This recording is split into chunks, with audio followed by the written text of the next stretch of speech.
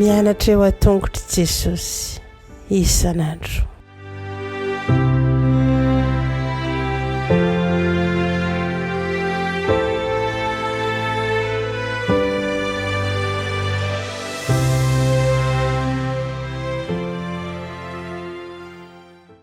Fahalomeravantsika tsirairay avy indray tonga eto amin'ny fandraisana ny lesona ho an'ny lehibe isika amin'ity anio ity manona ny fahasoavan'ny tompo aminao ary mirary ny soa indrindra ho anao mba hitombo hery sy hitombo fahalalana ary koa hanosika anao nanapa-kevitra ho amin'ny fahamarinana hatrany eny ny ten'Andriamanitra.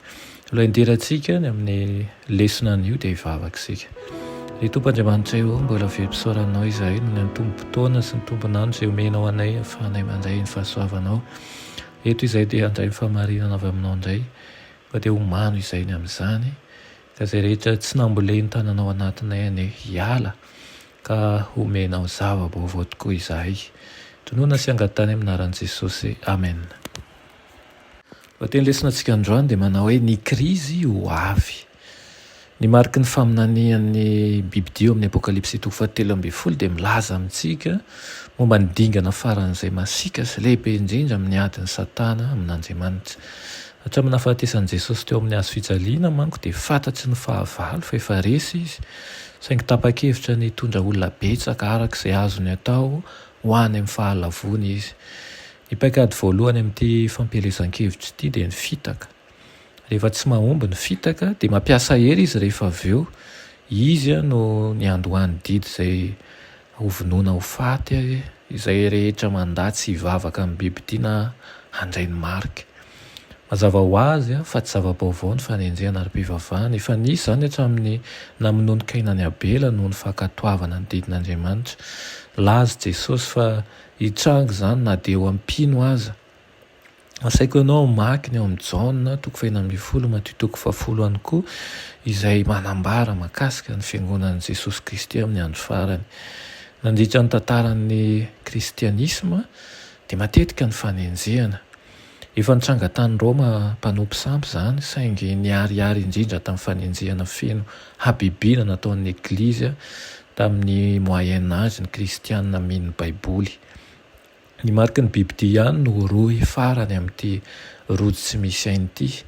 Sahala amin'ireo fanenjehana teo aloha dia mikenjy ny hanerany tsirairay anaraka finoana maromaro sy fomba-pivavahana katoavina izy io. Aseho an'ilay faminaniana fa hanomboka amin'ny sazy ara-toe-karena ny fanenjehana. Izany hoe tsy misy afaka mividy na mivarotra raha tsy manana marika. Na iza mandatsy handray ny marika dia atao ambany ny didin'ny fahafatesana amin'ny farany. Efa manomana ny kristianina handray ny mariky ny Bibidia amin'ny fitsapana farany devoly amin'ny fampirisihana azy ireo hilefitra amin'ny fiainany. Rehefa hita fa manaraka an'ilay Bibidia amin'ny fomba mahagaga izao tontolo izao dia niova tampoka ny fisehoany zavatra ary nifantoka tamin'ny voakan'Andriamanitra ny fakany tsara ara-paminaniana. Manome antsika izany sary izany ny Apokalipsy 4:12 manao hoe izao ny faharetan'ny olona masina dia izay mitanjona ny didin'Andriamanitra sy ny finoanan'i Jesosy.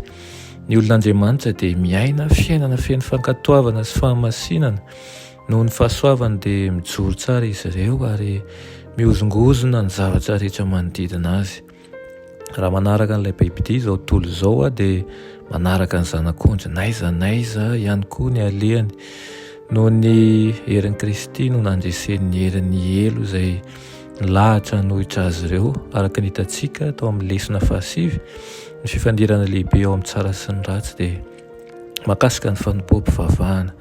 Mampiasa fitaka ilay Bibidia ary rehefa tsy mahomby izany dia mampiasa hery sy fanerena. Amen. Vavaka isika. Ianay tsara ny zan-danitra mbola misaotra anao izay ny amin'izany teninao izany. Misaotra anao ihany koa izay manambara ny fahamarinana avy aminao indrindra ny tiana ho lazaina izay mampitanjana anay amin'ny bokin'ny Apokalipsy. Dia ampio izahay mba handray izany ampinoana tokoa ary hiomana sy haharitra ny amin'ny fanarahana anao amin'ny anaran'i Jesosy. Amen.